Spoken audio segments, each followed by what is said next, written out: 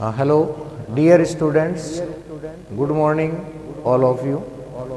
इससे पिछली क्लास में हमने चर्चा की थी पोइम्स के बारे में, जो रेनबो बुक में अपने आरबीएसई बोर्ड में सिलेबस में 5 पोइम है। तो उसमें अपने लेसन नंबर 12 की चर्चा की थी। उस पोइम का नाम था द नोबल नेचर। आज इस क्लास में हम स्टार्ट करते हैं, एक्सप्लेन करते हैं लेसन नंबर 13। रेनबो बुक की पोइम है जिसका नाम है a boy's song, written by Wilfred Wilson Gibson, यानी W. गिब्सन के नाम से वर्ल्ड में फेमस है पोइट। उसने ये पोइम लिखी है लेसन नंबर 13। जैसे पिछली क्लास में चर्चा कर चुके हैं, आरबीएसई बोर्ड में रेनबो बुक में जो 5 पोइम्स हैं वो टोटल 5 पोइम्स मिलाकर 10 मार्क्स की आती हैं। किसी 2 पोइम से स्टेंजा आते हैं और किसी भी पोइम से 4 क्वेश्चन आते हैं, जिसमें एनी 3 आपको अटेम्प्ट करने हैं। अब देखिए हम पोइम स्टार्ट करते हैं।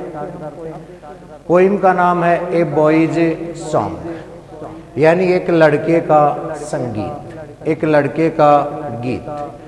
तो इस पोइम के अंदर जो पहली लाइन है, because I set no snare, क्योंकि मैं कोई जाल फंदा नहीं बचाता।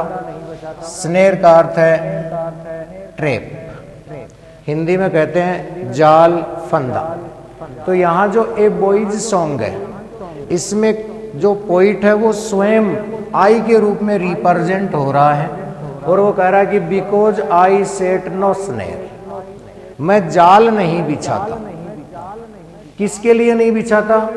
But leave them flying free. तो but leave them, them word आया है वो बर्ड्स के लिए आया है।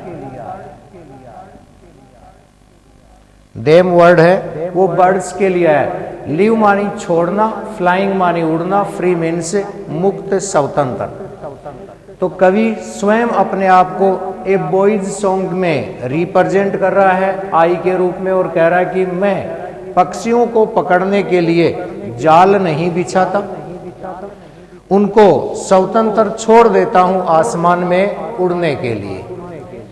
But all the birds of the air, यानी सारे पक्षी जो हवा में उड़ते हैं, विचरण करते हैं, बिलोंग टू मी, कवि को ऐसा एहसास होता है कि वो सारे पक्षी हैं वो मेरे हैं। क्योंकि जब हम किसी एक पक्षी को पकड़ लेते हैं, कैच करते हैं, तब तो वो जिसको हमने कैच किया, जिसको हमने पिंजरे में बंद कर लिया, वही पक्षी हमारा कहलाएगा।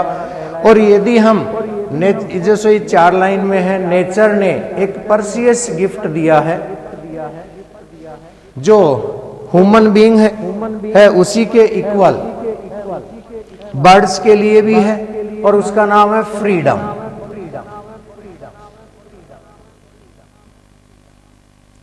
फ्रीडम एक नेचर द्वारा प्रेशियस गिफ्ट है all living creatures on the earth. पृथ्वी पे जितने भी क्रीचर हैं, जितने भी प्राणी हैं, सबको नेचर ने एक बहुमूल्य उपहार दिया है जिसका नाम है फ्रीडम। इस शब्द के अनुसार ही इन 4 लाइन में कवि कहता है कि मैं किसी भी पक्षी को पकड़ने के लिए कोई नेट, जाल, ट्रैप का सिमिलर और वर्ड होता है नेट। न तो मैं उनके लिए कोई ट्रैप लगाता हूं, न नेट लगाता हूं, बल्कि उनको हवा में स्वतंत्र रूप से उड़ने के लिए छोड़ देता हूं।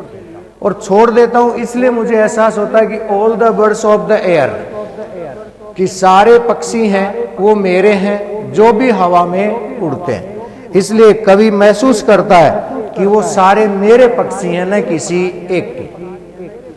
अगली लाइन है from the blue tit on the slope. तो इस बात को स्पष्ट करने के लिए वो नेचर से 2 बर्ड्स हैं उनका एग्जाम्पल प्रस्तुत करता है। एक तो स्मॉल बर्ड्स हैं,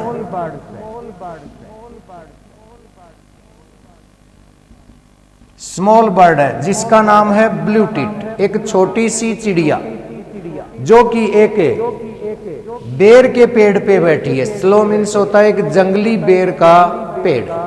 तो एक छोटा पक्षी है ब्लू टिट नाम का, जो एक जंगली जो पेड़ है उसके ऊपर बैठा है। दूसरा जो उठाया उन्होंने वो नेचर से बहुत ही पावरफुल और स्ट्रेंथेबल बर्ड है जिसका नाम है ईगल। ईगल मीन से बात जो स्ट्रॉन्ग को रिप्रेजेंट करेगा।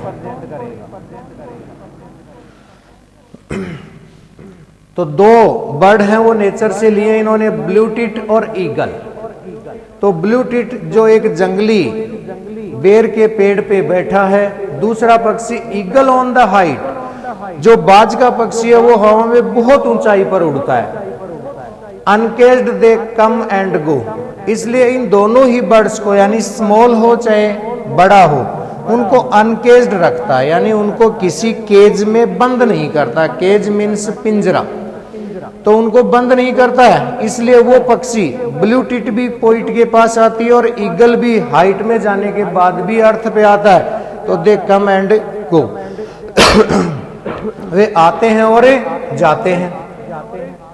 फॉर माई डिलाइट, कवि को एहसास होता है कि वो मेरी डिलाइट के लिए ऐसा करते हैं। उड़ते हुए स्वतंत्र पक्षियों को जब मैं आसमान में देखता हूं तो वो मेरी खुशी के लिए, डिलाइट मीन्स हैप्पी, जॉय,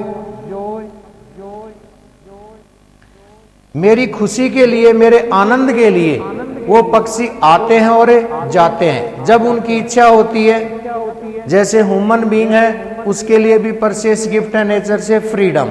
कवि इसके पोइम के माध्यम से यही हमें समझाना चाहता है कि हमें किसी को स्लेव करने का अधिकार नहीं दिया है। इसलिए ब्लू टिट भी और ईगल दोनों कवि की खुशी के लिए आते हैं और जाते हैं, और उनको उड़ता हुआ देखकर कवि है वो काफी अपने आप को प्रसन्न महसूस करता है। अब जो हाइट पे उड़ने वाला पक्षी है उसके साथ कवि की कैसी भावनाएं हैं, कैसी फीलिंग्स वो एक्सप्रेस करता है पोइम के माध्यम से। एंड सो द सनवार्ड वे, जब ईगल बर्ड है वो सनवार्ड वे यानी स्काई इन द हाइट, वो आसमान में जब ऊंचाई पर उड़ता है जहां से रेन यानी सूर्य की जो रे हैं, किरणें वो पृथ्वी पर आती हैं ऊपर से, उनका सामना करते हुए पक्षी आसमान में ऊंचाई पर उड़ता है। आई सोर ऑन द ईगल विंग्स, तो सोर का मतलब होता है ट्रेवल करना। तो पक्षी स्वयं ऐसी फीलिंग आती है कि जो ईगल का बर्ड है वो आसमान में जब ऊंचाई पर जाता है तो मैं उसके विंग्स पर बैठकर सवार हो जाता हूं, ट्रेवल करता हूं हाइट में, आसमान में, ऊंचाई पर। And in my hurt all day, जब इतनी ऊंचाई पर चला जाता हूं तो मैं ब्लू टिट को फॉरगेट नहीं करता, उस पक्षी को भुलाता नहीं हूं। वो कहता है कि इन माई हर्ट ऑल डे, जब मैं ईगल जो बर्ड है उसके पंखों पे बैठकर और जब आसमान में ऊंचाई पर उड़ता हूं तो मैं ब्लू टिट को भूलता नहीं हूं। पूरे दिन मेरे दिल में ब्लू टिट जो एक जंगली बेर के पेड़ पर बैठकर सिंग्स करती है उसका गाना मुझे पूरे दिन वहां मेरे दिल में मुझे सुनाई देता है। तो कवि यहां प्रस्तुत कर रहा है कि जो फ्रीडम वर्ड है, और फ्रीडम एक परसियस गिफ्ट है जो नेचर ने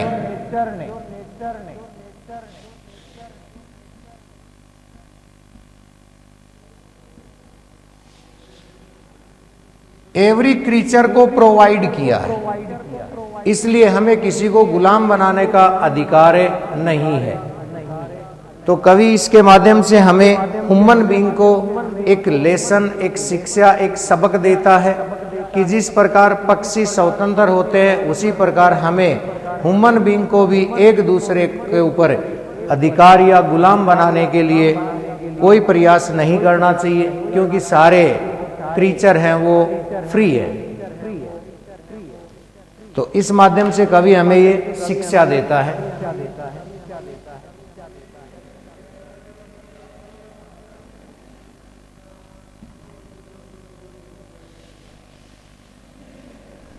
अब देखिए जो हार्ड मीनिंग थे वो मैंने बता दिए।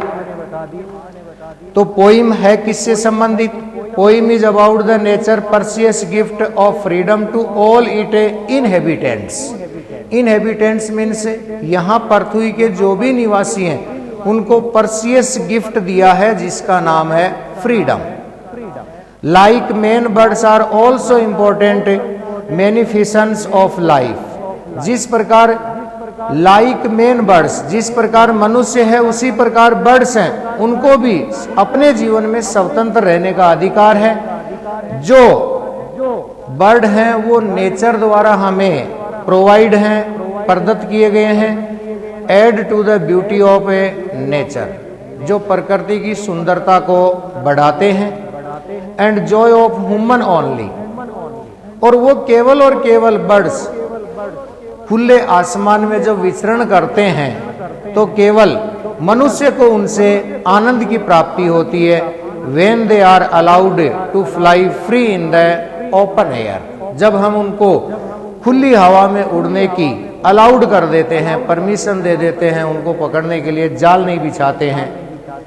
The vast expensive of limitless sky, जो आसमान है उसकी कोई सीमा नहीं है, अंतहीन आसमान में उड़कर मनुष्य को वो allowed to fly free open the air करते हैं, तो ह्यूमन बीइंग उससे केवल और केवल अपनी लाइफ में इंजॉय प्राप्त करता है। The poem express the poet feelings. दूसरी सबसे महत्वपूर्ण बात है कि इस पोइम में कवि अपनी फीलिंग्स को एक्सप्रेस करता है, और वो कहता है कि intense joy which spring from his realization, कि उसे आंतरिक रूप से आनंद आता है जब वो रियलाइज करता है कि ऑल बर्ड्स अनकेज्ड, कि सारे पक्षी अनकेज्ड हैं। अनकेज्ड मीन्स जिनको पिंजरे में बंद नहीं किया, स्वतंत्र हैं। To fly from place to place, जब वो एक स्थान से दूसरे स्थान पर उड़कर जाते हैं। From the poem green trees to the bright sky, जो ग्रीन ट्रीज बताया है, एक हरा पेड़ जो जंगली बेर का पेड़ है, वहां पर जो एक छोटा सा ब्लू टिट नाम की स्पैरोज चिड़िया जो बैठी है, बिकॉज ही डज नॉट से ट्रैप एंड केज देम, उसको भी कवि ने पकड़ा नहीं है, उसको पकड़ने के लिए जाल नहीं लगाया है। इसलिए इस कविता में पोइट सक्सेसफुली रहा है ये बात स्टेब्लिश करने में, स्थापित करने में कि an emotional bond with the birds, कि हमें इमोशनल बॉन्ड होना चाहिए।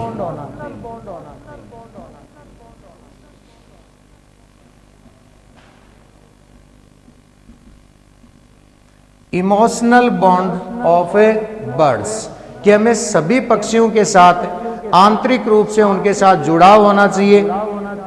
दस सो ये दिखाता है कि टेंडेंसी टुवर्ड सिंपैथी, कि हमें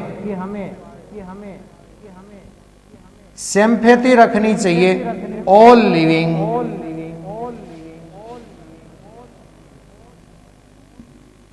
ऑल बर्ड्स एंड क्रीचर, जितने भी बर्ड्स हैं, क्रीचर्स हैं, उनके साथ हमें सिंपैथी रखनी चाहिए। Emotional bond of A birds के साथ हमें कवि अपनी फीलिंग्स को एक्सप्रेस करता है। अब जैसे ये पोइम को एक्सप्लेन कर दिया, अब बोर्ड परीक्षा में जैसे हमें क्वेश्चन पूछे जाते हैं तो उस आधार पे इसके क्वेश्चन क्रिएट करते हैं और उनके आंसर देते हैं।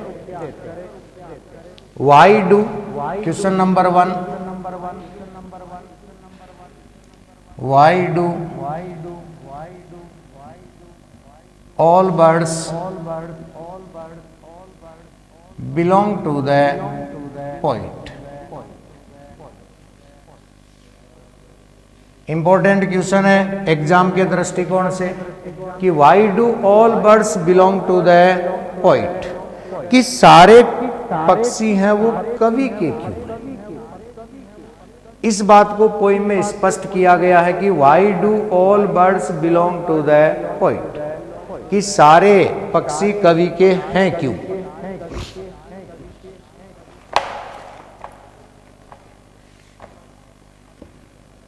अब देखिए क्वेश्चन का आंसर देने का तरीका। जो हमने पिछली पोइम पढ़ी थी उसमें भी चर्चा की थी। यहाँ टेंस यूज हुआ है प्रेजेंट सिंपल। तो क्वेश्चन में जो टेंस दिया जाता है आंसर देते समय हमें उसी टेंस में आंसर देना नेसेसरी है। दूसरा, जो हमें क्वेश्चन वर्ड होते हैं जिन्हें हम कई बार WH वर्ड फ्रेमिंग क्वेश्चन भी कहते हैं, जिनसे क्वेश्चन बनाया जाता है।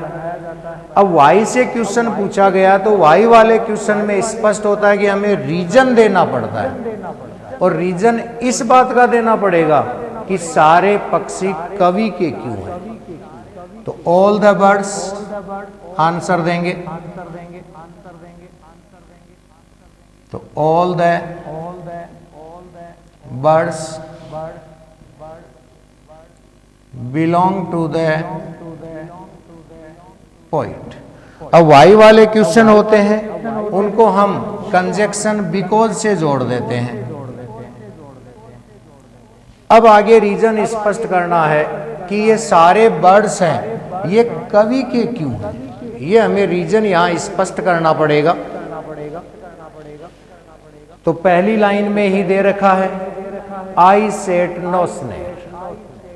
यहां से इस क्वेश्चन का आंसर क्रिएट होगा कि मैं उनको पकड़ने के लिए जाल नहीं बिछाता, और वो कौन है, देम। देम वर्ड किसके लिए यूज हुआ है, बर्ड्स के लिए। तो he set no snare for birds, he sets no, he sets no snare for birds, यानी वो जाल नहीं बिछाता है पक्षियों को पकड़ने के लिए। he leave them,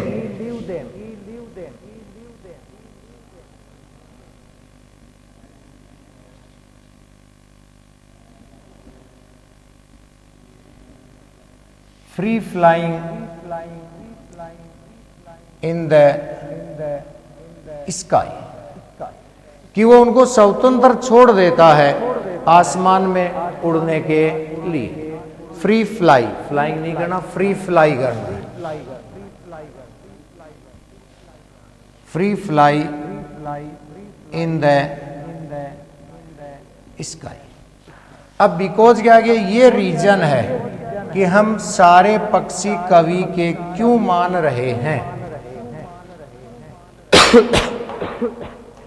आई को हमने जैसे पोइम को एक्सप्लेन किया था, बताया था आई यूज हुआ है ए बॉयज सॉन्ग में। पोइट हिमसेल्फ अपने आप को रिप्रेजेंट कर रहा है, इसलिए हमने इसके लिए थर्ड पर्सन यूज किया यहाँ पर ही रिप्रेजेंट कर रहा है पोइट को, क्योंकि पहले जो क्वेश्चन में दिया why do all the birds to the poet, तो पोइट के लिए वर्ड यूज किया गया द पोइट। यहाँ पर दूसरी बार उसके लिए प्रोनाउन आएगा ही।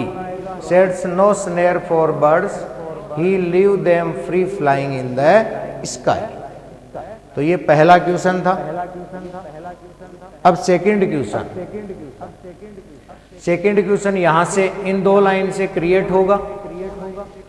तो देखिए why are the birds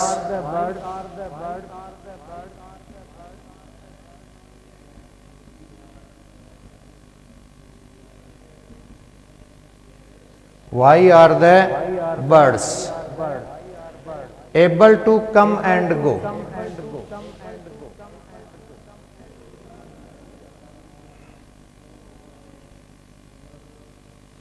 Able to come and go for the poet joy.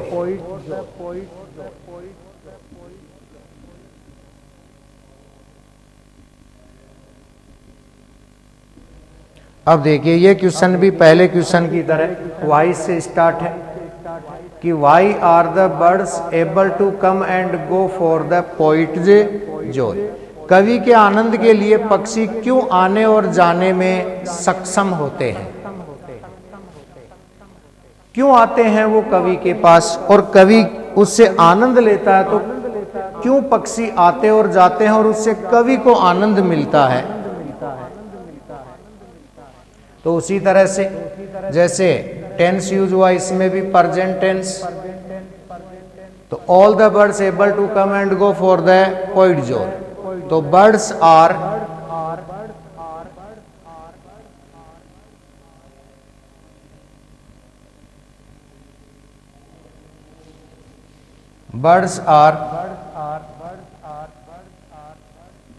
able to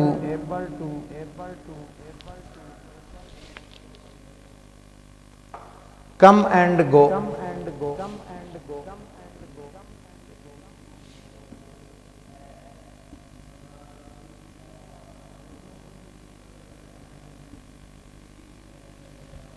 अब देखिए यहां तक हमने आंसर में केवल क्वेश्चन का जो एक पार्ट है उसका यूज किया, वाई को हटाकर। अब वाई का आंसर इसके आगे देना है। तो क्यों आते और जाते हैं? बिकॉज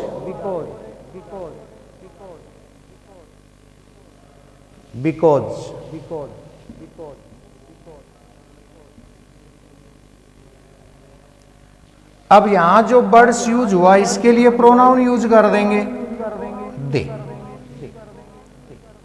आर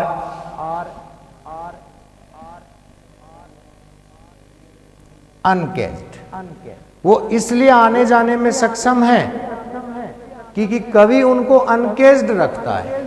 कितना शॉर्ट सिंपल सा आंसर है इतना। बाकी हमने केवल पर्सन का पार्ट यूज किया है कि birds are able to come and go for the poet joy. कवि के आनंद के लिए वो आते जाते क्यों है और क्यों सक्षम है? वो सक्षम एबल इसलिए हो पाए क्योंकि कवि ने उनको क्या नहीं किया? केज्ड नहीं किया। अनकेज्ड है तो वो आने जाने में एबल है, इसलिए कवि है उसके पास उसके आनंद के लिए वो आ जाते हैं।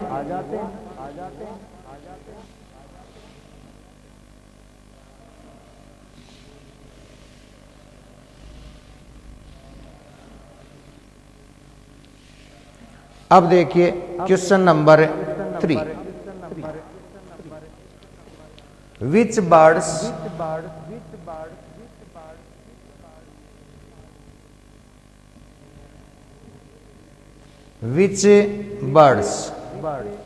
Does the poet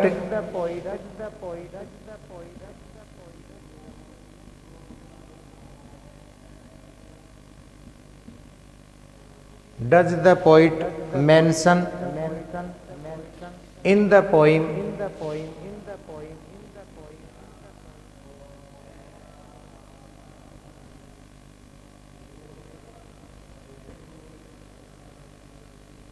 in particular?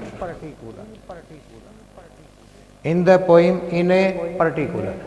अब देखिए पहले जो स्टेंजा था 4 लाइन्स का, इसमें हमने 2 क्वेश्चन क्रिएट किए। अब इसके आगे बढ़ते हैं तो यहां से ये क्वेश्चन क्रिएट हुआ है, तो जहां से क्वेश्चन क्रिएट होता है वहीं पे उसका आंसर होता है। अब यहाँ पे देखो विच से क्वेश्चन पुटअप किया गया आपको। विच का मतलब है कि कौन से वो पक्षी हैं जो कवि ने मेंशन किए हैं इस पोइम में विशेष रूप से। तो केवल आपको उन पक्षियों को फाइंड आउट करना है जो इस स्टेंजा में आपको मिलेंगे। और स्टेंजा में जब एक्सप्लेन किया था अंडरलाइन किए हुए हैं ब्लू टिटोरे ईगल। तो यहां से क्वेश्चन बना है और यहीं पर इनका आंसर मिलेगा आपको। जब आपके एग्जाम में स्टेंजा आता है तो यही बात विशेष रूप से आपको पर्टिकुलरली ध्यान देनी है कि स्टेंजा में जहां से क्वेश्चन क्रिएट हो रहा है वहीं भी उनका आंसर है वो फाइंड आउट कीजिए। तो which bird does the poet mention in the poem in a particular? तो आंसर दीजिए इन द पोइम।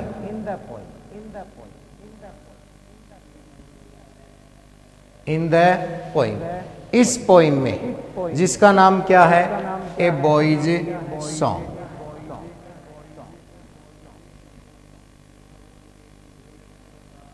पोइम का नाम सिंगल इन्वर्टेड कॉमा में लिख दीजिए कि इन the poem A boy's song the poet mention all the birds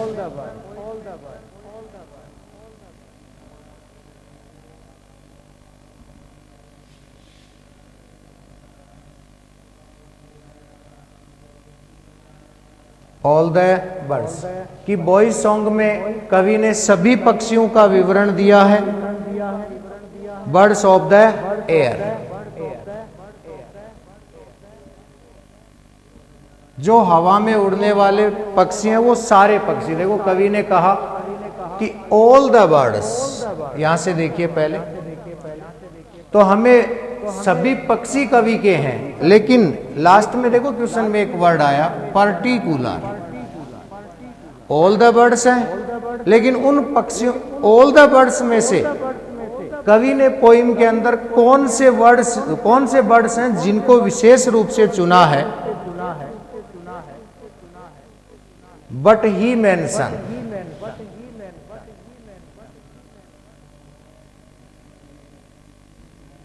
but he mention.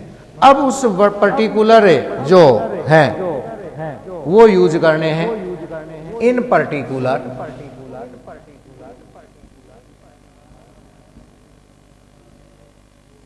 अब दो पक्षियों के नाम जो आपको लिखे हैं, blue tit and eagle.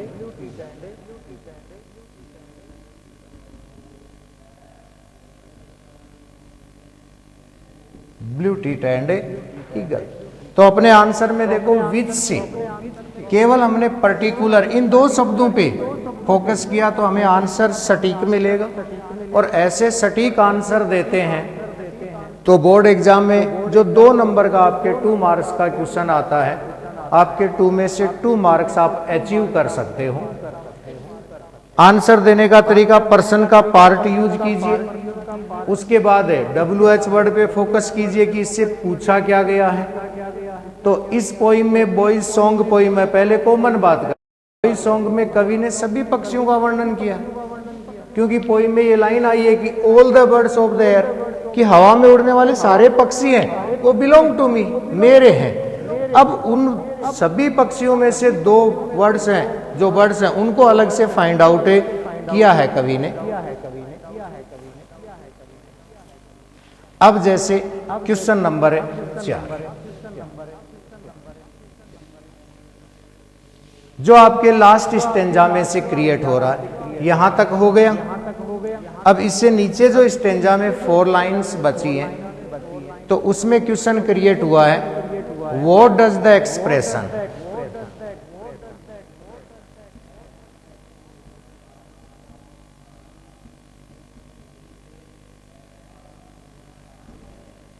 What does the expression?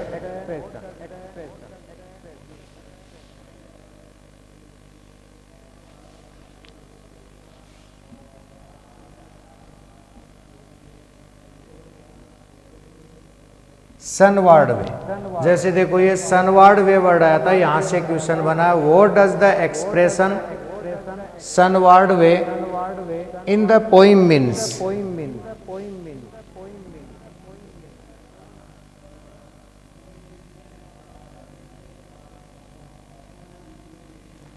Poem के अंदर सनवार्ड वे वर्ड यूज हुआ है, इसका क्या अर्थ है, क्या मीनिंग है, वो हमें इसके आंसर में लिखना है। कि पोइम के अंदर जो सनवार्ड वे वर्ड यूज हुआ है इस पोइम में, उसका मीन्स क्या है, इस पे फोकस करना है 2 शब्दों पे। तो इन द पोइम, जैसे एक्सप्लेनेशन में बताया कि सनवार्ड वे है, आसमान में ऊपर की तरफ उड़ता है पक्षी, तो कवि है, वो कह रहा है कि मैं भी ईगल के विंग्स पर बैठकर उसके साथ ऐसी फीलिंग्स आती है कि मैं भी हवा में आसमान में उसके पंखों पर बैठ के उड़ रहा हूं। तो in the poem means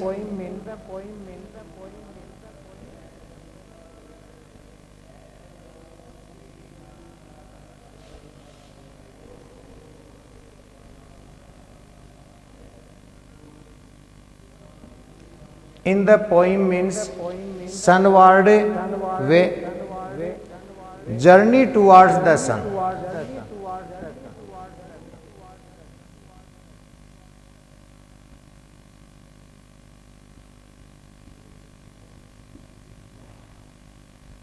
journey towards the sun, कि मैं सूर्य की तरफ तो in the poem in sunward way का अर्थ है जर्नी टुवर्ड द सन, कि आसमान में सूर्य की तरफ यात्रा करना। जर्नी मीन्स यात्रा करना।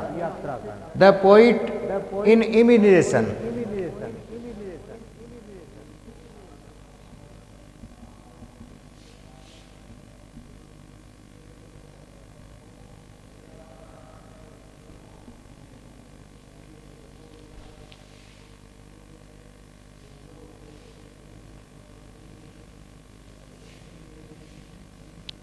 इमेजिनेशन की स्पेलिंग करेक्ट कीजिए।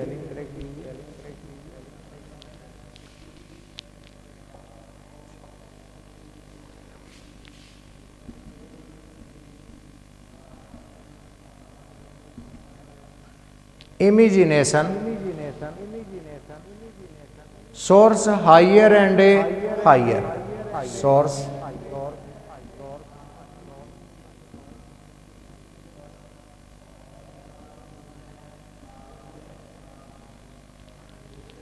Higher and higher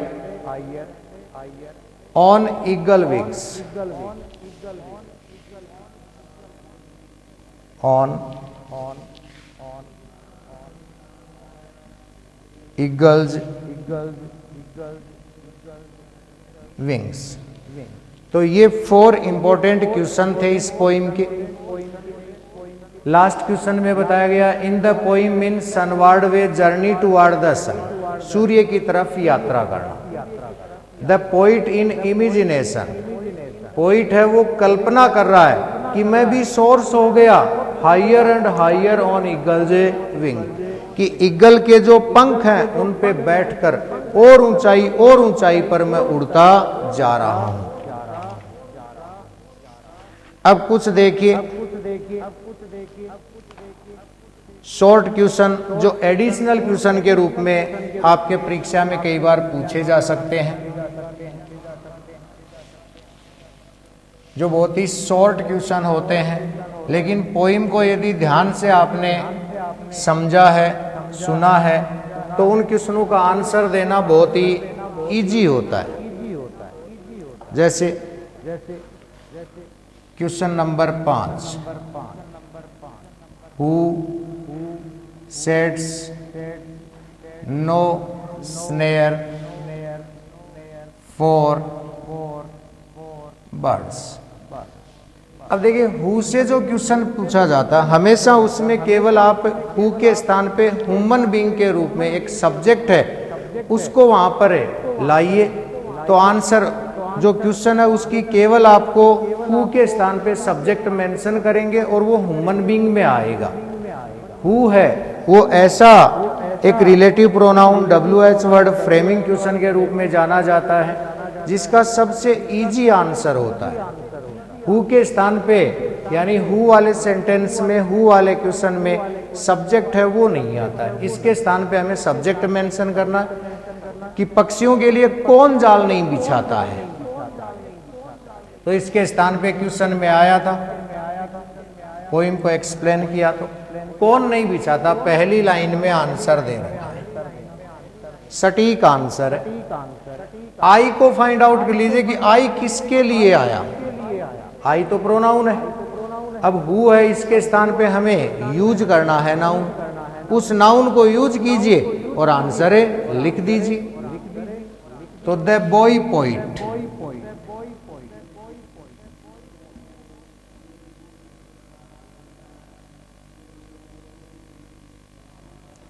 the boy poet sets no snare for birds. अब देखिए हु वाले आंसर में हमने कुछ भी नहीं किया, एक इतना पता लगाया, फाइंड आउट किया कि हु किसके लिए यूज हुआ है यहाँ पर, उस नाउन को फाइंड आउट कीजिए अपनी पोइम में और आंसर दीजिए। तो सटीक आंसर है the boy poet sets no snare for the birds. आगे तो हमने क्वेश्चन की केवल कॉपी की है बॉय के स्थान पे।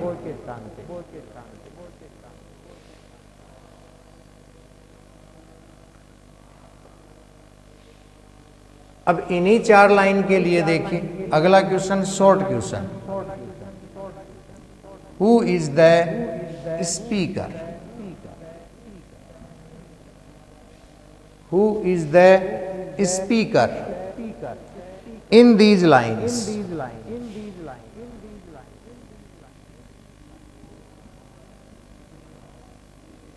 अब वही देखो, पहले जो क्वेश्चन ये ऊपर वाला था बिल्कुल उसी प्रकार हु इसमें भी आया, तो यहां भी वही सेम बात है कि who is the speaker in these line, इन पंक्तियों को कहने वाला व्यक्ति है कौन। तो वही answer,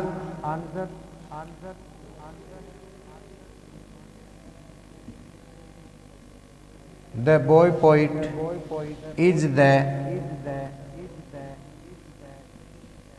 speaker in these lines. अब देखो क्वेश्चन दो बन गए, आंसर तो दोनों का सेम, नाउन वही आ रहा है, the boy poet is the speaker in these lines. इसमें the boy poet sets no snare.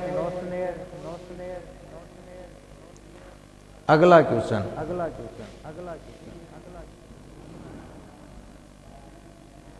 What is the mood of a poet, poet का मूड क्या है, मूड ऑफ द पोइट कर दीजिए, मूड ऑफ द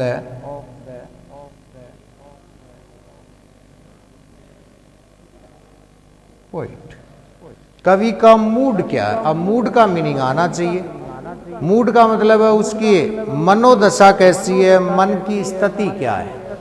मूड शब्द है उसका हिंदी अर्थ होता है मनोदशा, मन की स्थिति, कि मन की स्थिति किस प्रकार से है। तो कवि की मनोदशा लिखनी है यहां पर, तो the mood of the poet.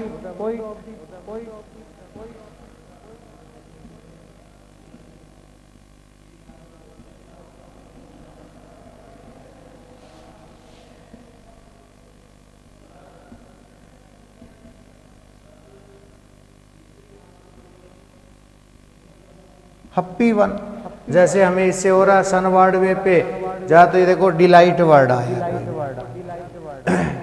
तो कवि है उसका मूड कैसा है, तो इज हैप्पी वन है वो। और हैप्पी वन कैसे हुआ, इसमें आगे एक्सप्लेन दिया गया है, पोइम में लाइन है, डिलाइट वर्ड का तो अपन ने लिख दिया, the mood of the poet is a happy one, कि कवि का स्वभाव, कवि की मनोदशा, फीलिंग्स, इमोशंस उस समय किस प्रकार की है। तो he goes,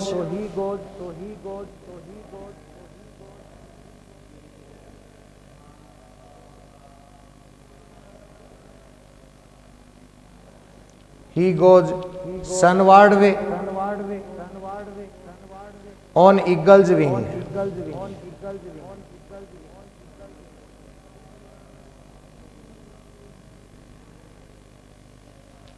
on eagle's wings and blew it,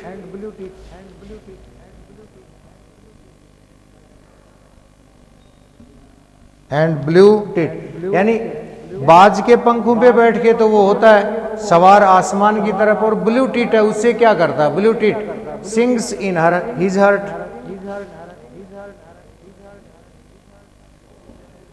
in his heart. अब जो पर्टिकुलर दो वर्ड चुने थे, दोनों से कवि को क्या एहसास हुआ, तो ब्लू टीट है उससे तो वो सिंग से सुनता है, और जो ईगल विंग्स हैं उन पे बैठ के वो सनवार्ड वे की यात्रा करता है, जर्नी पे जाता है। तो इस प्रकार कवि का मूड है।